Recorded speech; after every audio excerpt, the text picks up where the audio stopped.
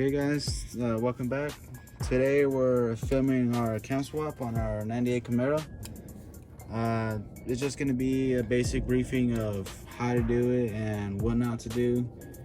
Just a basic walkthrough. It's not going to be that in depth, but we're going to try to make it as detailed as possible. One of the very first things you want to do is making sure you unplug your negative side from your battery. You don't want to have any shorts going on while you're working on the car. And then I went ahead and disconnected the MAF sensor and the IAT sensor, and I loosened up the hose clamp so I could remove the mellow and the MAF sensor along with the lid. Alright guys, next what you want to do is remove the radiator shroud, which are just 4 simple 10mm bolts on each side. Alright guys, we just took off the shroud. We're currently draining the coolant right there into a bucket, and we opened up the coolant cap to allow some vacuum to pull it down. Alright guys, the next step in the cam install would be to remove all the hoses, the radiator hoses. So there's 3 down there, and then there's this big one right there that get removed from the water pump. And then from there, there's gonna be some clips on the back of the fans that you have to remove, and you'll be able to lift the radiator up and out.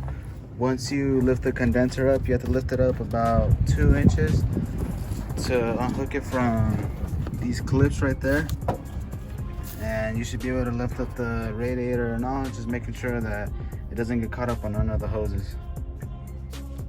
Alright guys, so we removed the radiator. It's sitting over there.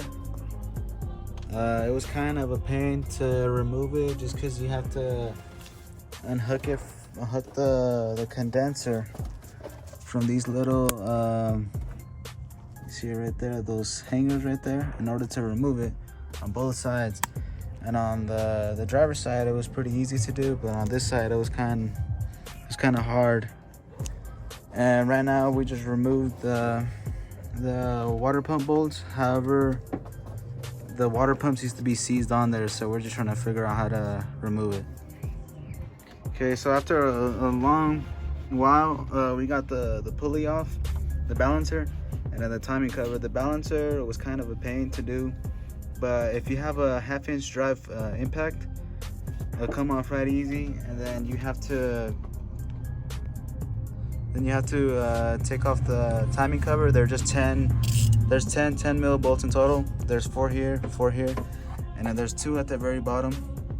Don't forget about those.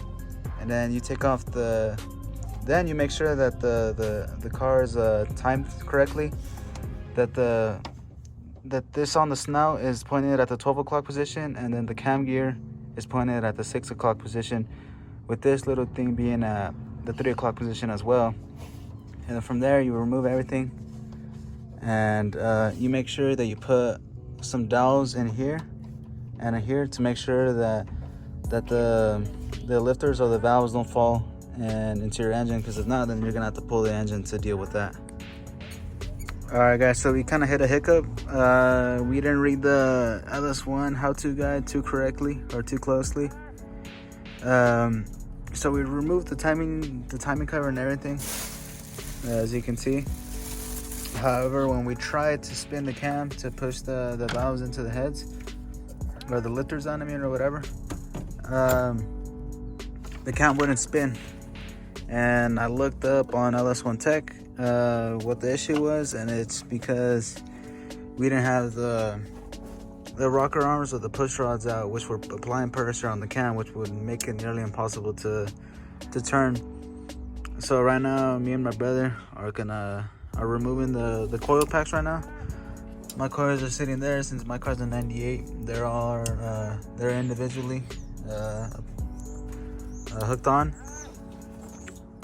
But yeah, so we're just doing that right now, and we'll be removing the rockers and the push rods shortly.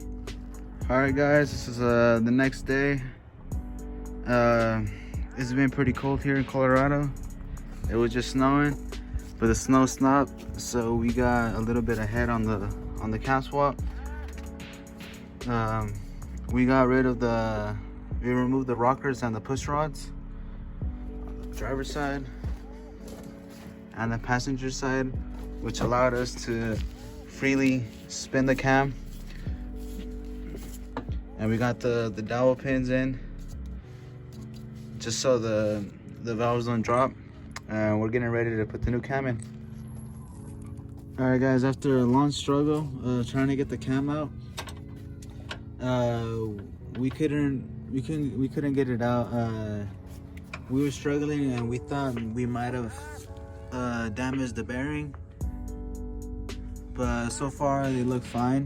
Now we're getting ready to slap the new cam in, but we're waiting to see how difficult it is to slap it back in, because when we tried to put the old cam back into place after it wouldn't come out, it wouldn't seat properly. So we're gonna see if this new one seats properly or if we actually do have some problems. All right, guys, so we got the camshaft in, and look, it spins freely. No flathead needed for leverage. It's in there good, and the bearings seem to be fine. The cam spins fine, but we won't know until we start it. But yeah, this is the end of the first part. The next part would be the reassembly of getting everything back together. We still need to do the valve springs, which are going to be a pain in the ass in themselves, but it shouldn't be too bad compared to what we have to deal with the cam, knock on wood. All right, so now that the cam is in with the retainer plate, you got to make sure you torque these to spec. They're around 18 foot-pounds. And in the cam gear itself, I believe it's 26 foot-pounds. And you just gotta make sure that they're torqued down specifically how they are. And we threw blue thread locker on the bolts. And then one thing you're gonna figure out is that this is gonna you gotta pull this out in order for the cam gear to sit on it properly. And you're just gonna have to play with it. It's gonna be kind of tough, but you'll get it eventually.